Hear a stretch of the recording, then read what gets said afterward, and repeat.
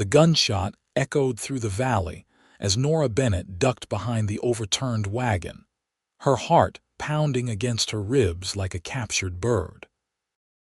The dust of Fargo's main street swirled around her, and for a fleeting moment, she wondered if she'd made a terrible mistake coming west after her husband's death. It was the autumn of 1875, and the Dakota Territory was still wild and untamed. Nora had arrived just 3 months prior, seeking a fresh start after inheriting her late uncle's modest shop in Fargo. The small but growing settlement along the Red River had seemed promising in his letters, a place where the railroad's recent arrival was bringing new opportunities.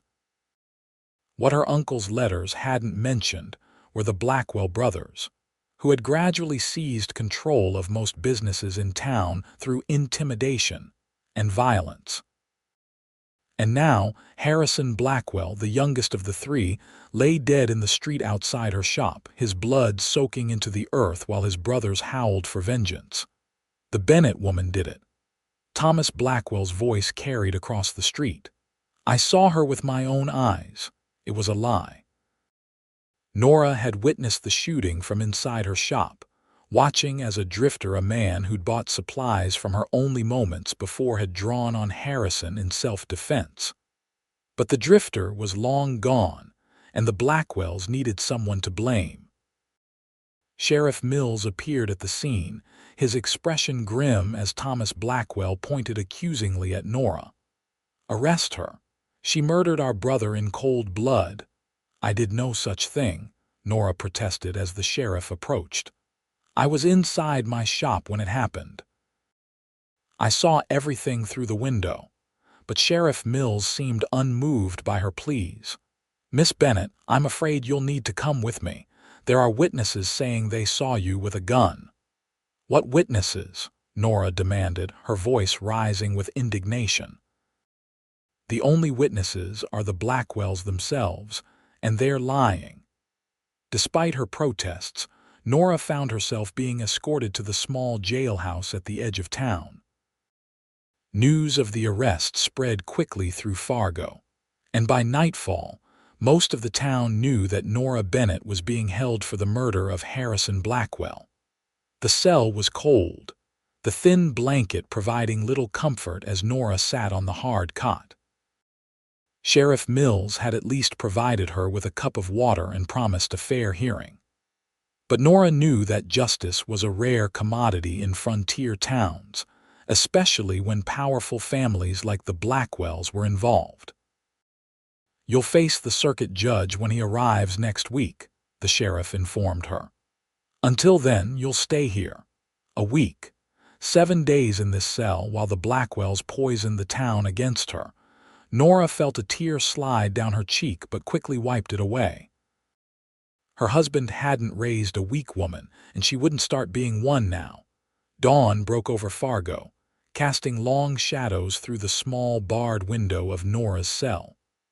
The sound of horses outside caught her attention, and she moved to peer through the bars. A small group of riders had arrived, trail dust coating their clothes and horses. At their center rode a tall man with broad shoulders, his face shadowed by a wide-brimmed hat. Sheriff Mills stepped out to greet them, and Nora strained to hear their conversation.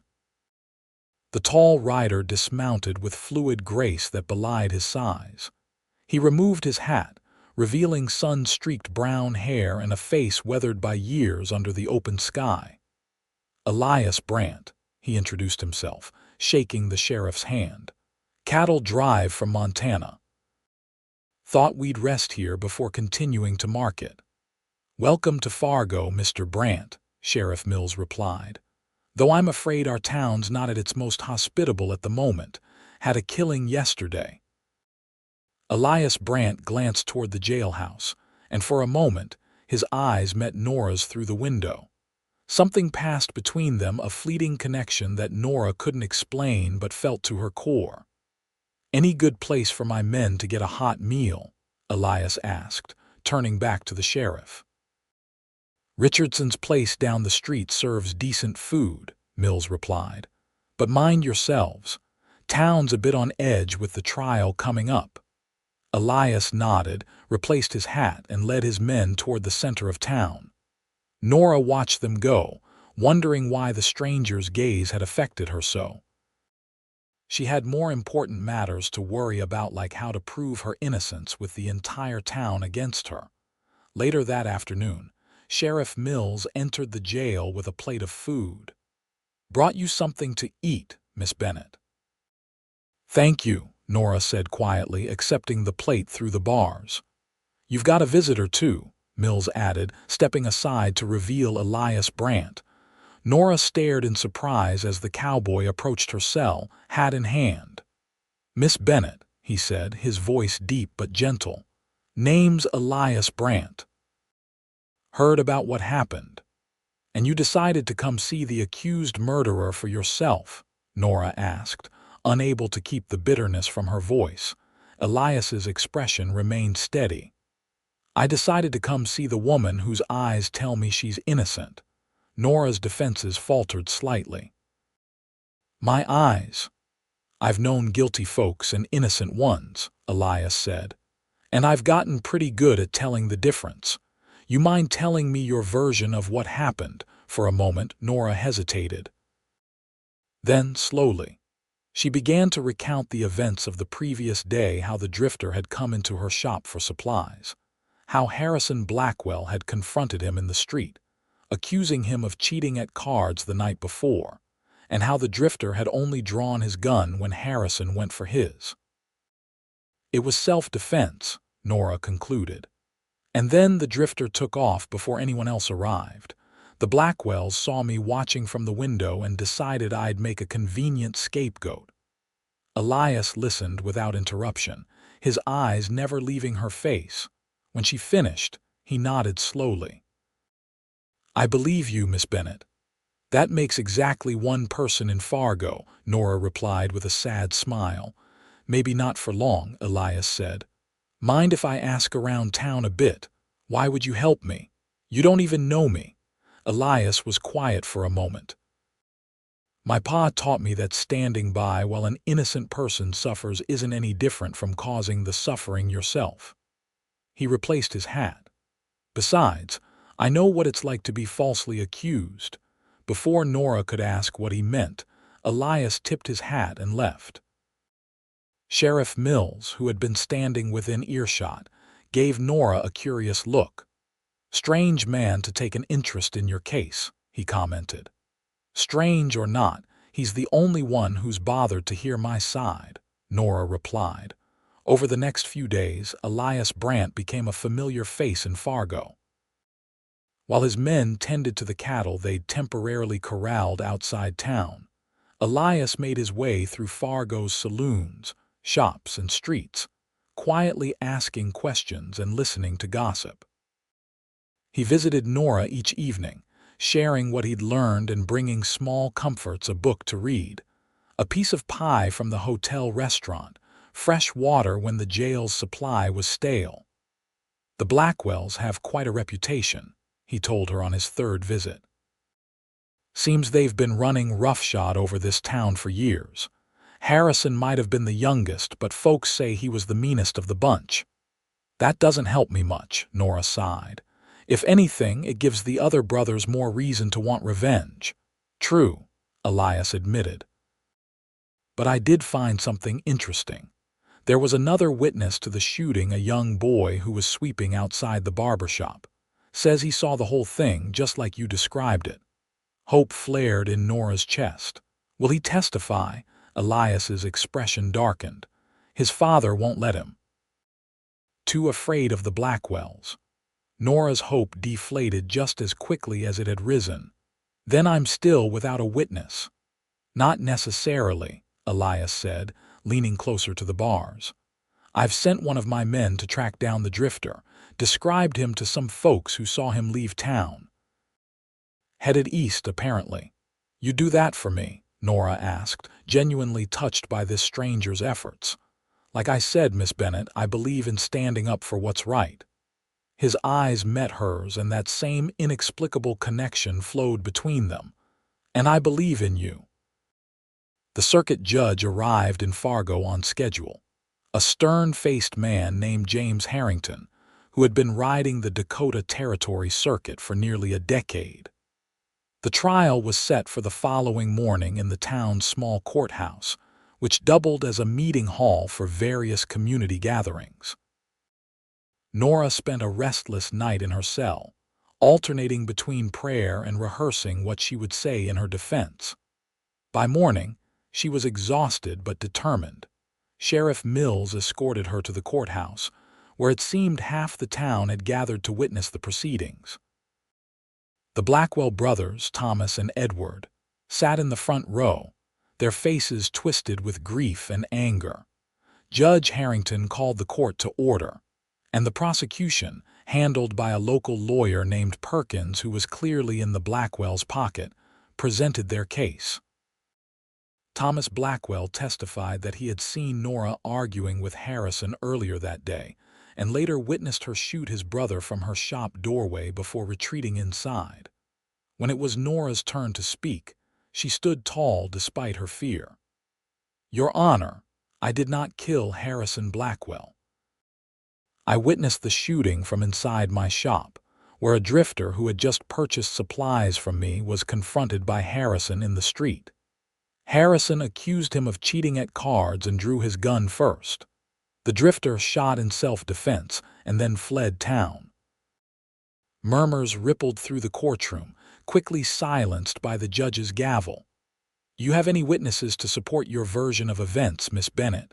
Judge Harrington asked. "No, Your Honor," Nora admitted reluctantly. "But I'll testify," a voice called from the back of the room. All heads turned to see Elias Brandt standing in the doorway, his imposing figure silhouetted against the morning light. He walked forward, his spurs jingling softly with each step. "And who might you be, sir?" the judge inquired, peering over his spectacles. "Elias Brandt, Your Honor. Cattle driver from Montana." "And what could you possibly have to testify about an incident that occurred before you arrived in town, Mr. Brandt?" Perkins asked with undisguised contempt. "I can testify to the character of the accused," Elias replied calmly. "And to evidence I've gathered that supports her account." The judge considered this for a moment. "Very well, Mr. Brandt, step forward and be sworn in." As Elias placed his hand on the Bible and swore to tell the truth, Nora felt a surge of gratitude and something more, an emotion she wasn't ready to name, but that warmed her from within. "Your Honor," Elias began once he was seated in the witness chair, "I've spent the last few days investigating what happened here.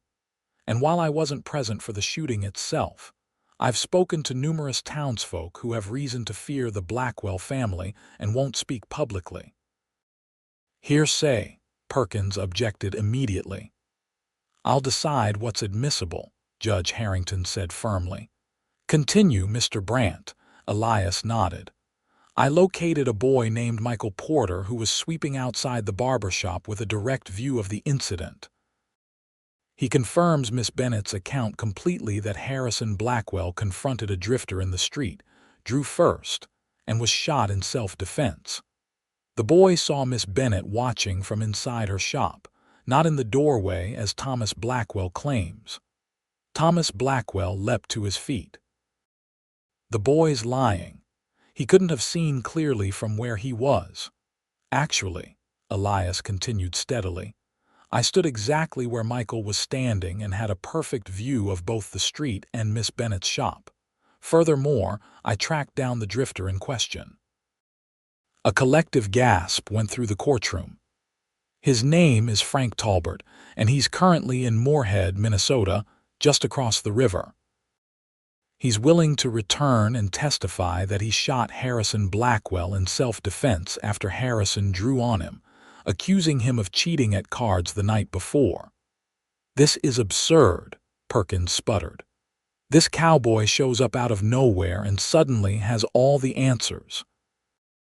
"Not all of them," Elias replied, "but I do have one more piece of evidence." He reached into his vest pocket and withdrew a small object that glinted in the light. This is a shell casing I found in the street where the shooting took place. It's from a .44 caliber Smith & Wesson, the same type of gun Frank Talbot carries. Miss Bennett owns a shotgun for protection, not a revolver. The judge leaned forward. How do we know this casing is from the shooting in question? Because I also found this, Elias continued, producing a handkerchief containing a flattened bullet. This was embedded in the wood frame of the doorway to the saloon, directly behind where Harrison Blackwell was standing. It's also a .44 caliber bullet. Judge Harrington examined the evidence, then looked gravely at Thomas Blackwell. Mr. Blackwell, you testified that Miss Bennett shot your brother with a revolver from her shop doorway. Yet no weapon matching that description was found in her possession, and the physical evidence seems to contradict your account. Thomas Blackwell's face had turned an alarming shade of red. That cowboy's lying to protect her. They're in it together. I arrived in town the day after the shooting, Your Honor, Elias said calmly. I had never met Miss Bennett before then. The judge turned to the sheriff. Did you search for a weapon when you arrested Miss Bennett? Sheriff Mills shifted uncomfortably. We searched her shop and living quarters but found only the shotgun she mentioned. No revolver. And did you search the scene of the crime for evidence such as Mr. Brandt has presented? The sheriff looked down. No, Your Honor. The Blackwells were insistent that we already knew who was guilty. Murmurs grew louder in the courtroom as people began to realize what had happened. Judge Harrington banged his gavel for silence. In light of this new evidence and testimony, I find there is reasonable doubt as to Miss Bennett's guilt. Furthermore, I find Thomas Blackwell's testimony to be suspect at best and potentially perjurious at worst. The judge's stern gaze swept the courtroom. This case is dismissed and Miss Bennett is free to go. The Blackwell brothers erupted in protests, but the judge's decision was final. As Nora stood, hardly believing her ordeal was over, Elias moved to her side. "Thank you," she whispered, tears of relief welling in her eyes. "How can I ever repay you?" "No need for repayment," Elias replied softly, "but I wouldn't say no to a cup of coffee if you're offering." Nora smiled through her tears. "I think I can manage that." Outside the courthouse, the autumn air felt sweeter than Nora remembered. She walked beside Elias, conscious of the stares from townsfolk, some apologetic, others still suspicious. The Blackwell brothers pushed past them, Thomas pausing long enough to hiss a warning. "This isn't over, Bennett, not by a long shot." Elias stepped slightly in front of Nora. "I believe it is, Blackwell, unless you want the judge to hear about your other activities in town." Thomas's eyes widened slightly before he spat on the ground and stalked away, his brother following closely behind. "What other activities?" Nora asked as they continued toward her shop. "Just a hunch," Elias admitted with a slight smile. "But one that hit its mark, apparently. The Blackwells have been running more than just legitimate businesses in Fargo. Might be worth the sheriff taking a closer look." At the shop, Nora unlocked the door with hands that still trembled slightly from the emotions of the day. Inside, a layer of dust had settled on the merchandise during her week-long absence, but otherwise, everything was as she'd left it. "It's not much," she said as she moved behind the counter to start a fire in the small stove. "But it's mine, or was my uncle's until he passed last spring." Elias removed his hat, looking around with interest at the neatly arranged shelves of dry goods, tools, and household necessities. "It's a fine place. Your uncle would be proud of how you've maintained it." As the water heated for coffee, Nora and Elias sat at the small table near the stove. For the first time, Nora really looked at the man who had saved her from a false conviction, perhaps even from hanging. He was older than she'd initially thought, maybe in his mid-30s, with lines at the corners of his eyes that deepened when he smiled. His hands were strong and calloused, the hands of a man who'd worked hard all his life. "How did you know?" she asked suddenly. "How were you so sure I was innocent?" Elias considered the question. "I told you before about your eyes, but it was more than that.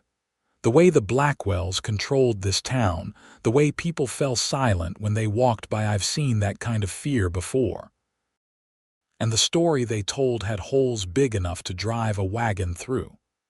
But you risked a lot to help me. Your cattle drive. My men can handle the herd for a few days," Elias said with a dismissive wave. "And some things are more important than getting to market on schedule." The coffee was ready, and Nora poured 2 cups, adding sugar to hers. Like justice," Elias agreed, taking a sip. "And like not letting good people suffer when you can do something about it." They talked as they drank their coffee, the initial awkwardness between them gradually melting away. Nora learned that Elias had grown up on a small ranch in Colorado, that he'd been driving cattle since he was 16, and that this particular herd was bound for the railhead at St. Paul, where they would be shipped east. "What about you?" Elias asked. "How did a young woman end up running a shop alone in a place like Fargo?" Nora's fingers tightened around her cup. "My husband William and I lived in Chicago. He worked for a shipping company. When he died of pneumonia last winter, I found myself with little money and fewer prospects. Then I received word that my uncle had passed and left me his shop here. It seemed like Providence, a chance to start fresh." "I'm sorry about your husband," Elias said softly. "Thank you, it was difficult." Nora took a deep breath. "But I've always believed that life goes on and we must go with it. My uncle's letters made Fargo sound like a promising place, growing with the railroad, and it has been in many ways, at least until the Blackwells decided I was an easy target." "They won't bother you again," Elias assured her. "The judge seemed inclined to look into them further, and I made sure Sheriff Mills understood that the territorial governor might be interested in how law enforcement operates in Fargo." Nora raised an eyebrow. "Do you know the governor?" "Not personally," Elias admitted with a grin. "But the sheriff doesn't know that." Nora laughed, the sound surprising her. It had been so long since she'd had reason to laugh that she'd almost forgotten how it felt. Elias joined her, and for a moment, the shop was filled with the warm sound of shared mirth. As their laughter subsided, a comfortable silence fell between them. Nora found herself studying Elias's face again, noting the way his eyes crinkled at the corners, the stubble along his jaw, the small scar near his left temple. "What will you do now?" she asked. "After you deliver your cattle to St. Paul," Elias swirled the remains of his coffee. "Hadn't thought much beyond that. Winter's coming, so the drives will stop until spring. Usually winter over somewhere warm, maybe Texas, and find odd jobs until the season starts again." "Sounds lonely," Nora observed. "Can be," Elias acknowledged. "But the open country has its own kind of company.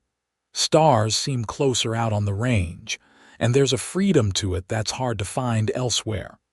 Nora understood that feeling.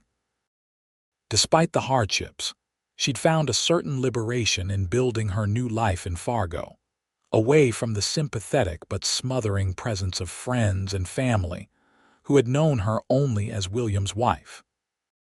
The bell above the shop door jingled, and they both turned to see a young boy enter, his cap clutched in his hands. "Miss Bennett," he said hesitantly. "Ma sent me to see if you're open. We need flour and sugar, but she said to check if you're all right first." Nora smiled at the child. "I'm fine, Tommy. And yes, the shop is open. Tell your mother I appreciate her concern." As she rose to help the boy, Nora felt a small but significant shift in the atmosphere, a return to normalcy, but with the promising presence of Elias Brandt somehow changing the very air around her. Over the next few days, Elias split his time between checking on his cattle and helping Nora in the shop. Word spread quickly that Nora Bennett had been falsely accused, and many townsfolk made a point of visiting the store to offer awkward apologies and make purchases. Some, Nora suspected, came as much to see the handsome cowboy who had championed her cause as to shop. Elias proved surprisingly adept at retail work, his easy manner putting customers at ease and his practical knowledge of tools and farming implements impressing the men who came to browse. In the evenings, after closing the shop, Nora and Elias would share a simple meal, their conversations growing deeper and more personal with each passing day. "You're good at this," Nora commented one evening as they washed dishes together. "Better than I would have expected from a cattleman."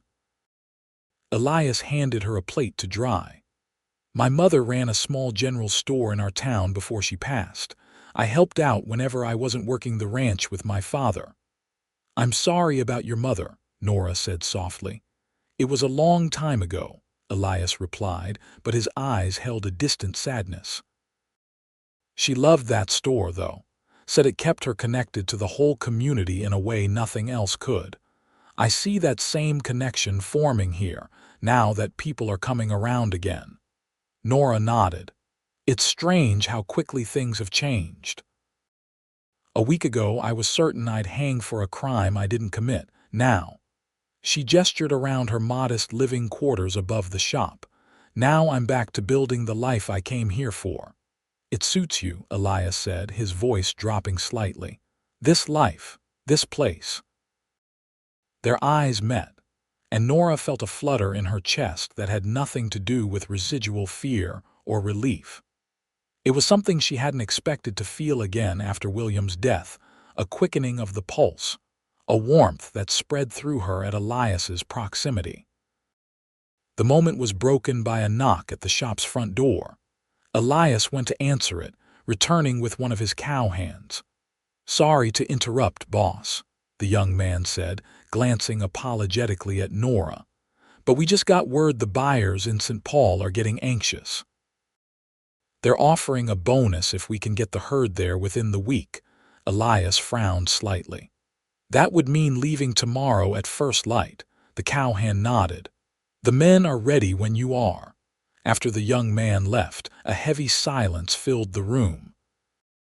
Nora busied herself with drying the last of the dishes, trying to ignore the sinking feeling in her stomach. "You have to go," she said finally, keeping her voice steady. "It's good money," Elias agreed, though he didn't sound entirely convinced. "The bonus would set the men up well for the winter." "Then you should go," Nora insisted, turning to face him. "You've already done more for me than I had any right to expect." Elias studied her face, his expression unreadable. "Would you mind if I came back, after delivering the herd?" The question caught Nora off guard. "Back to Fargo." "Back to you," Elias clarified, his voice gentle but certain. Nora's heart seemed to skip a beat. I wouldn't mind at all." A slow smile spread across Elias's face, lighting his eyes. "Then I'll be back before the first snow. That's a promise, Nora Bennett." As promised, Elias and his men departed at dawn. Nora stood in front of her shop, watching as they rode out of town, the dust from their horses mingling with the morning mist. Elias turned in his saddle to tip his hat to her one last time before disappearing around a bend in the road. Nora returned to her shop, determined to keep busy rather than dwell on Elias's absence or worry about whether he would keep his promise to return. She had a business to run, after all, and a reputation to rebuild in Fargo. The days following Elias's departure brought changes to the town. Sheriff Mills, perhaps mindful of the threatened interest from the territorial governor, began investigating the Blackwell brothers' other enterprises. What he discovered led to multiple arrests and the revelation of a smuggling operation that had been running through Fargo for years. Thomas and Edward Blackwell were taken to Bismarck to stand trial. leaving Fargo free from their influence for the first time in years. Many businesses that had been paying protection money to the Blackwells found themselves suddenly more profitable, and a sense of cautious optimism spread through the community. For Nora, the change was evident in the increasing number of customers who came to her shop, no longer fearing Blackwell reprisals. She expanded her inventory, ordering more goods from suppliers in St. Paul and even some specialty items from Chicago that she thought might appeal to the growing population of Fargo. But despite her busy days and the satisfaction of seeing her business thrive, Nora found her thoughts constantly drifting to Elias. She wondered where he was, whether the cattle drive had reached St. Paul, if he was safe. And underlying these concerns was a deeper question that she hardly dared articulate even to herself. Would he really return? Nearly 3 weeks after Elias's departure, the first snow of the season dusted Fargo, coating the buildings and streets in a thin layer of white. Nora stood at her shop window, watching the flakes swirl in the wind, trying not to feel the sting of disappointment. Elias had promised to return before the first snow, and yet there was no sign of him. As the day wore on, the snow fell more heavily. Customers were few, and by mid-afternoon, Nora decided to close early. She was just locking the front door when she heard the sound of hoofbeats approaching through the curtain of snow. A lone rider emerged from the whiteness, his broad-shouldered silhouette unmistakable even through the flurries. Nora's heart leapt as Elias Brandt dismounted in front of her shop, his breath forming clouds in the cold air. "You're late," she said, unable to keep a smile from spreading across her face. "The snow's already here."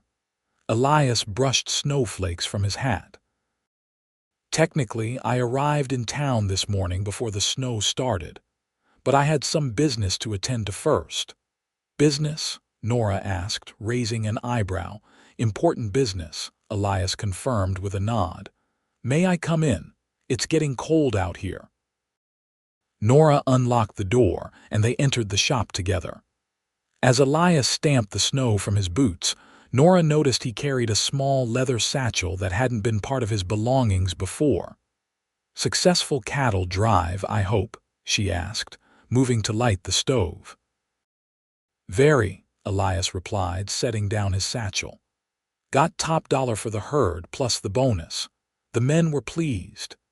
"And yet you're here not wintering in Texas," Nora observed, trying to keep her tone casual.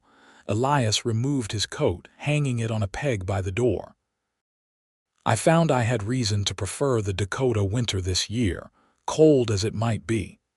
Their eyes met, and the same connection Nora had felt from the beginning flowed between them, stronger now for their time apart. "I missed you," Elias said simply.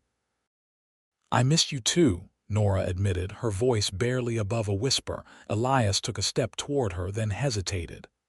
"I've been thinking a lot about what comes next, for me, for us if there could be an us." "And what conclusions did you reach?" Nora asked, her heart racing. "That I'm tired of drifting," Elias said, his gaze steady on hers. "That I want roots somewhere, with someone." He reached for the satchel he had set down and opened it, withdrawing a stack of papers. "That's what kept me so long today. I was at the land office." Nora looked at the papers in confusion. "The land office," Elias nodded. "I bought land, Nora. 160 acres just outside of Fargo. Good land with water rights and plenty of space for cattle. A place where a man might build a home, raise a family. You're staying in Fargo?" Nora asked, hardly daring to believe what she was hearing. "If you'll have me," Elias replied, taking another step toward her. "I know it's sudden. We've known each other only a short while, but I've never been more certain of anything in my life than I am of how I feel about you, Nora Bennett." Nora's breath caught as Elias reached for her hand, his calloused fingers gentle against her skin. I'm not asking for any promises today," he continued. "Only the chance to court you properly, to build something together that might last." Tears welled in Nora's eyes, not tears of sadness, but of unexpected joy. "I would like that very much, Elias Brandt." His smile was like sunrise after the longest night, and when he leaned down to kiss her, Nora felt as though all the pieces of her life were finally falling into place. The winter of 1875-76 was one of the coldest on record in Dakota Territory, but for Nora Bennett, it was filled with warmth. Elias courted her with a tenderness and determination that gradually healed the lingering wounds of her past. By day, he worked on his new land, building a small but sturdy cabin and making plans for spring planting and the small herd of cattle he would bring up from Texas. In the evenings, he would come to Nora's shop, sometimes bringing her small gifts, a book of poetry, wildflower honey from a farmer outside town, a delicate silver hair comb he'd commissioned from a silversmith in Bismarck. Their courtship progressed slowly but steadily, each day deepening their understanding of one another. Nora learned of Elias's dreams to build a ranch that would one day rival the largest in Montana. Elias discovered Nora's passion for education and her hope to someday see a proper school built in Fargo. They shared their fears as well, Nora's lingering grief over William and her initial guilt at finding happiness again, Elias's concern that his wandering life had left him ill-prepared for permanence. Together, they faced these doubts, each helping the other find strength and certainty. The town watched their courtship with interest, many finding hope in this tangible evidence that Fargo was becoming a place where good things could flourish. Sheriff Mills, chastened by his role in Nora's false arrest, became one of their strongest supporters, often stopping by the shop to report on the continued legal troubles of the Blackwell brothers, who remained in custody in Bismarck. As winter gave way to spring, Elias's cabin was completed, and he traveled briefly to Texas to arrange for the purchase and transport of his starter herd. During his absence, Nora found herself missing him with an intensity that confirmed what she already knew in her heart, that she had fallen deeply in love with Elias Brandt. When he returned in late April, bringing with him 30 head of prime Texas Longhorns and 2 experienced cowhands who had agreed to work for him, Nora was waiting at the edge of town. The moment Elias saw her, he spurred his horse ahead of the slow-moving herd and dismounted in a fluid motion, sweeping her into an embrace that lifted her feet from the ground. "I'm never leaving again," he declared, setting her down but keeping his arms around her. "At least not without you by my side." That evening, as they walked along the banks of the Red River, the spring twilight painting the sky in shades of pink and gold, Elias stopped suddenly and turned to face Nora. "I had a speech prepared," he said, looking uncharacteristically nervous. "Had it all worked out on the trail, but now that I'm standing here with you, I find I can't remember a word of it." "Elias," Nora questioned, her pulse quickening as he took her hands in his. "I love you, Nora Bennett," Elias said, his voice steady despite his evident nerves. "I love your strength, your kindness, your determination. I love the way you've built a life here against all odds, and I want to build a future with you if you'll have me." He reached into his pocket and withdrew a small ring, a simple band of gold with a modest diamond that caught the last rays of the setting sun. "Will you marry me, Nora? Will you be my wife, my partner in everything that lies ahead?" Tears blurred Nora's vision as she nodded.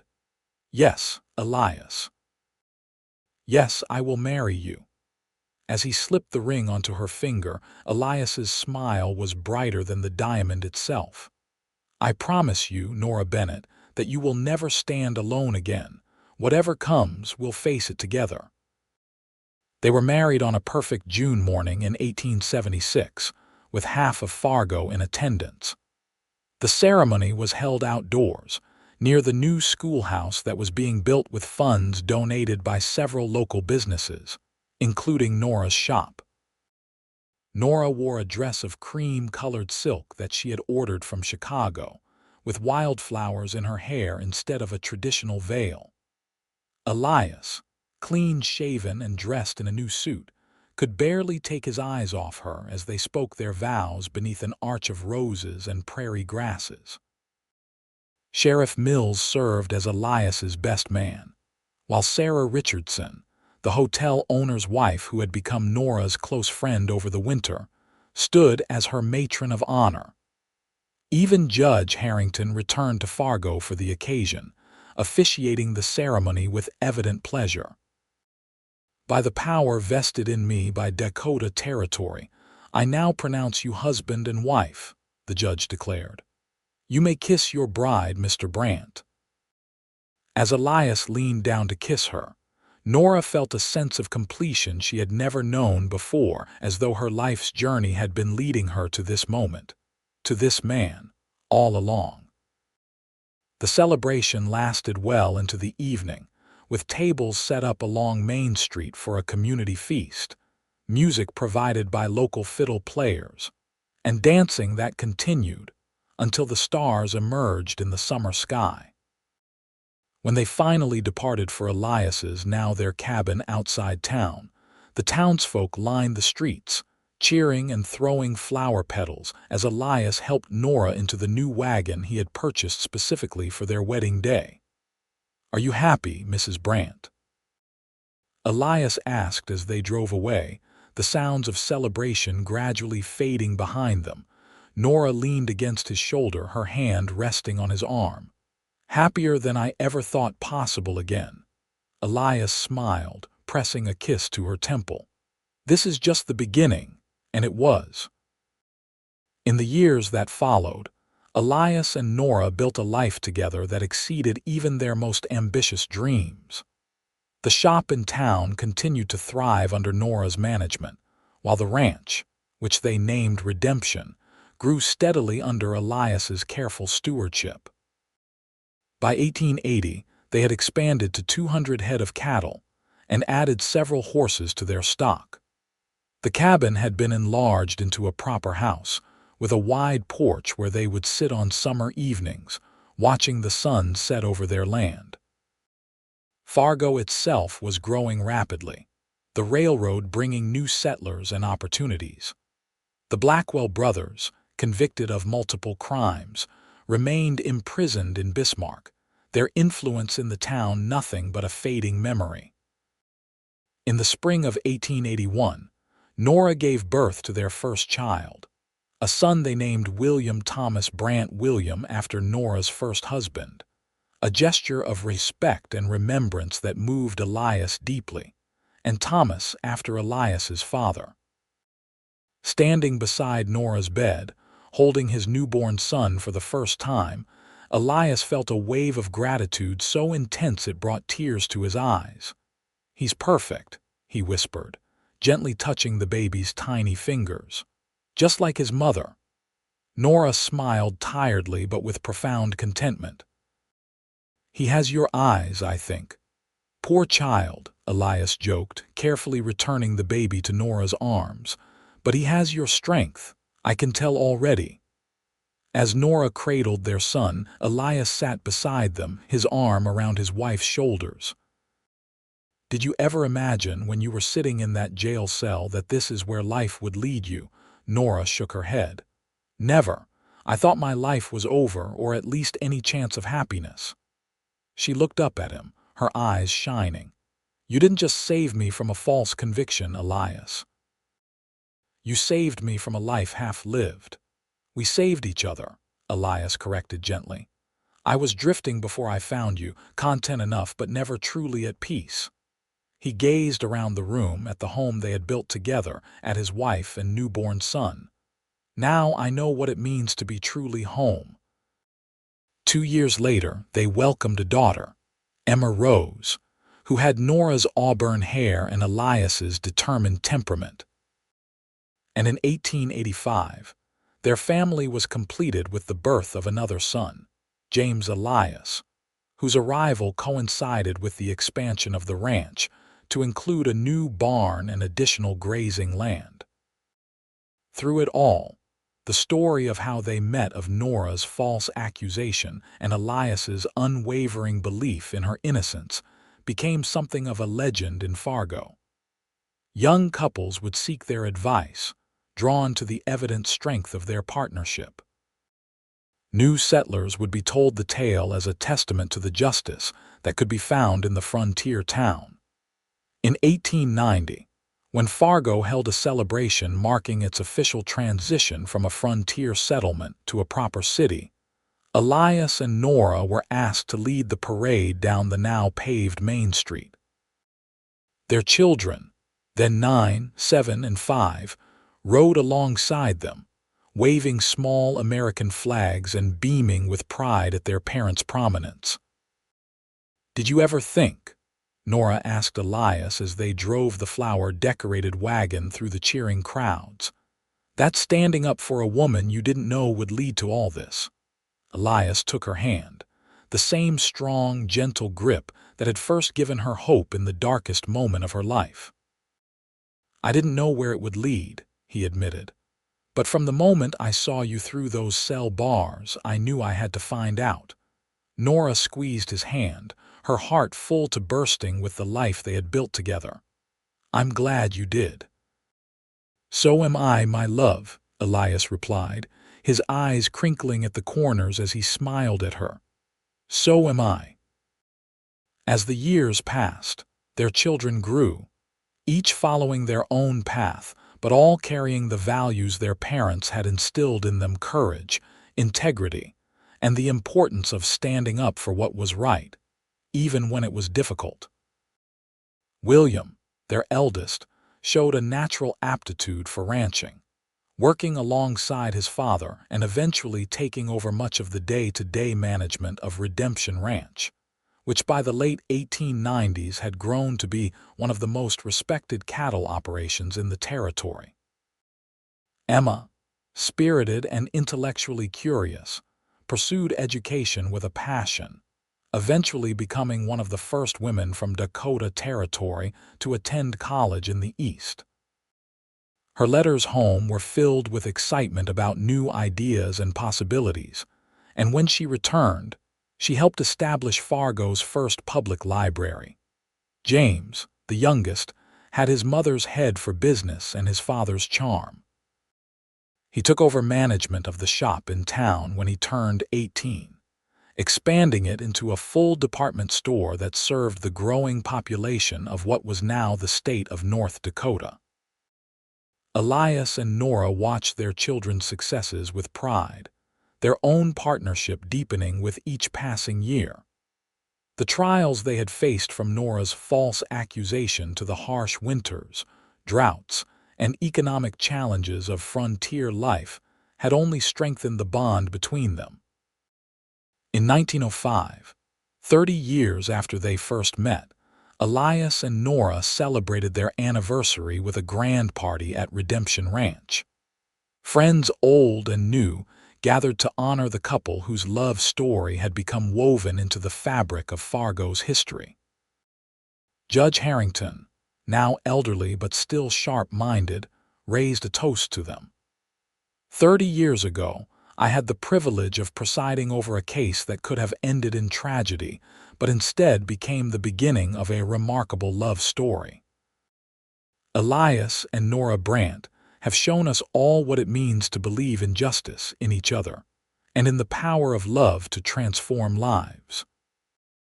Later that evening, as the celebration continued around them, Elias led Nora away from the crowd to the hilltop, where they had often walked together over the years.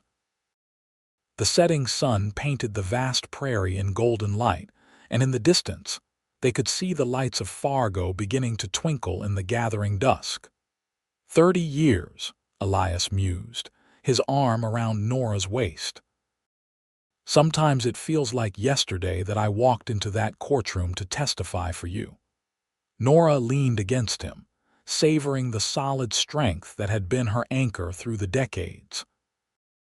At 55, Elias's hair was streaked with silver, and lines mapped his face, but his eyes still held the same warmth and determination that had captured her heart so long ago. "And sometimes," she replied, "it feels like we've always been together, like my life before you is just a distant memory." Elias turned to face her, taking both her hands in his. "Do you ever regret it, coming west, facing all the hardships?" Nora shook her head without hesitation. "Never. Every step of that journey, even the darkest moments, led me to you. How could I regret that?" Elias's smile was tender as he looked at the woman who had been his wife, partner, and best friend for 3 decades. At 52, Nora's auburn hair now had strands of gray, and the years had left their mark on her face as well. But to Elias, she was more beautiful than ever, her eyes still bright with the same courage and determination that had first drawn him to her. "I love you, Nora Brandt," he said softly. "More today than yesterday and less than tomorrow." "And I love you, Elias Brandt," Nora replied. "My champion, my heart, my home." As they sealed their words with a kiss, the first stars appeared in the darkening sky above them, eternal witnesses to a love that had begun with an act of courage and grown into a legacy that would endure long after they were gone. For in the years and decades to come, the story of Elias and Nora Brandt would be told and retold in Fargo, and beyond, how a cattleman stood up for justice in a frontier town. How a woman falsely accused found not only vindication but love, and how together they built a life that became a testament to the power of truth, courage, and unwavering devotion. In 1925, when Fargo celebrated its centennial, the Brandt family was honored with a special recognition. William, Emma, and James stood proudly alongside their own children and grandchildren, as the mayor unveiled a plaque in the town square commemorating Elias and Nora's contribution to the community they had helped build. Though Elias and Nora were no longer there to witness it, having passed peacefully within months of each other in 1920. After 44 years of marriage, their presence was felt by all who gathered. For their legacy lived on, not just in the ranch that still bore the name Redemption, or in the department store that still served the citizens of Fargo, but in the values they had embodied and passed down through generations: justice, courage, love. The very foundations upon which they had built their extraordinary life together. And somewhere, beyond the veil that separates this world from the next, perhaps Elias and Nora Brandt looked down upon the gathering, their hands still clasped together as they had been that fateful day in 1875, when a cowboy stood beside a woman wrongly accused and changed both their destinies forever.